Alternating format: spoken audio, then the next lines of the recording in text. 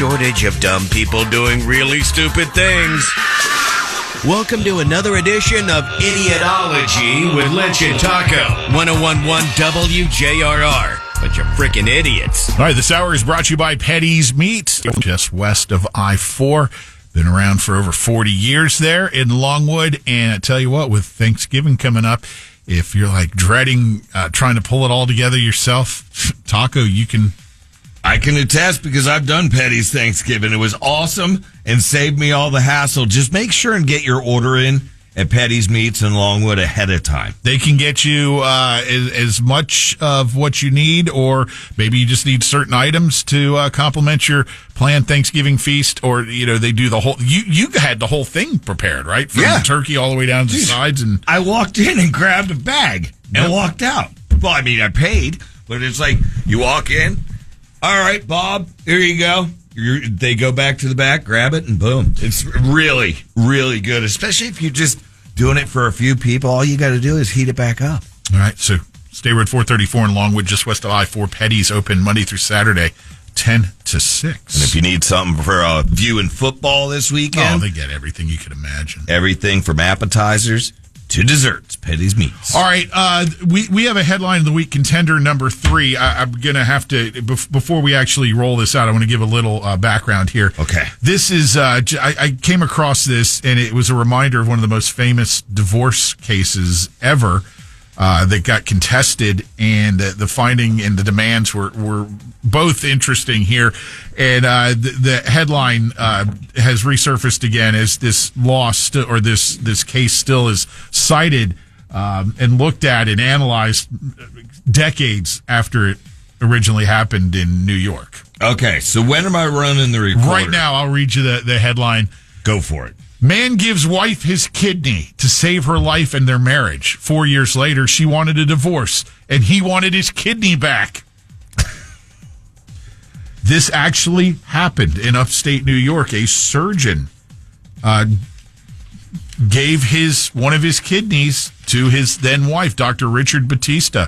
Gave his wife the ultimate gift, one of his own kidneys, in a transplant operation that saved her life. 4 years later, she cheated on him, wanted a divorce, so he was like, okay.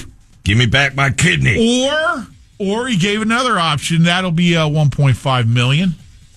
He put a monetary value on it. So this obviously led to disagreement between the legal representatives of the divorcees, and it was thrown in the hands of the court. Did they finally settle this? And are the people even still alive? The court settled saying, look, this is an unreasonable demand. You gave this to her, and to take it back from her would likely result in her either being on dialysis or her death shortly thereafter the removal. But then with the money, could they just say, we're not going to give you 1 point whatever, we'll give you $750,000, call it a day?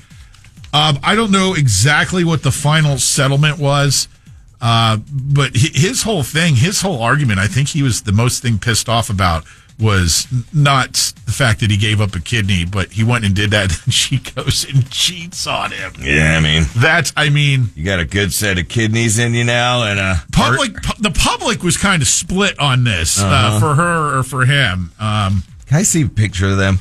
Yeah, it's early 2000s.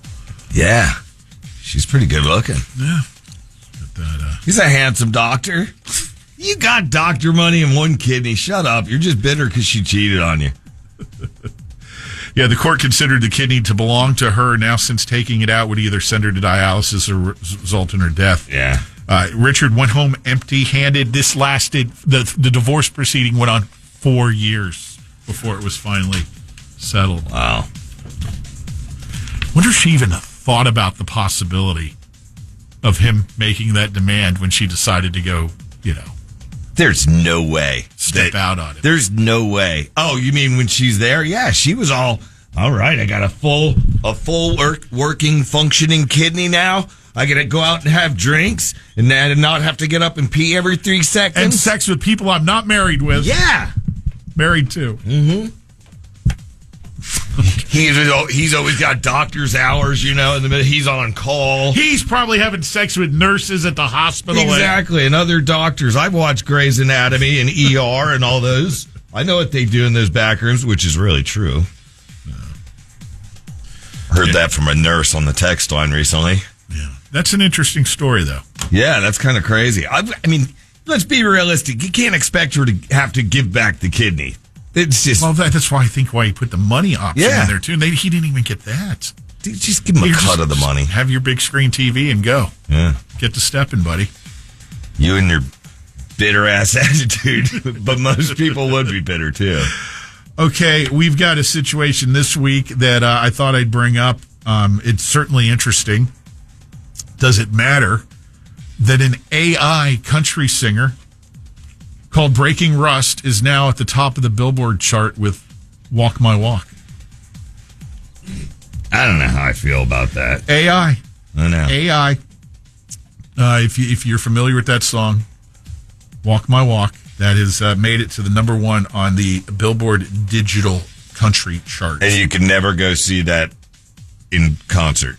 It's just weird. That's like trying to demand your kidney back. Now, here's what I want to ask. If you're just a typical music consumer, what is your first thought on whether you like a song or not? What's your first thought? The sound. I either like it or I don't like it. You don't care who's playing what, where it was recorded, or I either like this song or I don't. I just see it taking away jobs from artists. There is that flip side where if this is what your craft is, your livelihood, your skill, you of course are like, you got to be kidding me. I work all my life, come up with all these songs, and I still haven't had a hit, and now here we go with an algorithm has spewed out a number one on the digital chart. You know how I feel. I don't like it. But am I listening to the song if it's a good song? Yes. That's the question. I know. Right. I know. Right. You're going to see more of this. I know you will are. See more of this. You're going to one day hear, hey, it's Pat Lynch Taco Bob. Please stop. Somebody, I know, trust me. Somebody else said, such a disgrace to the music industry. That's who I feel for, is the musicians, because that is their craft, as you said, and it's not like they're going to just, oh, okay, you know what? I can't sell albums or anything because of AI, and now I've got to go get a different job. Well, it's the same thing. You could say the same exact thing about any occupation where AI could potentially take over, as you just alluded to for us. That's already happening in this business. I know that.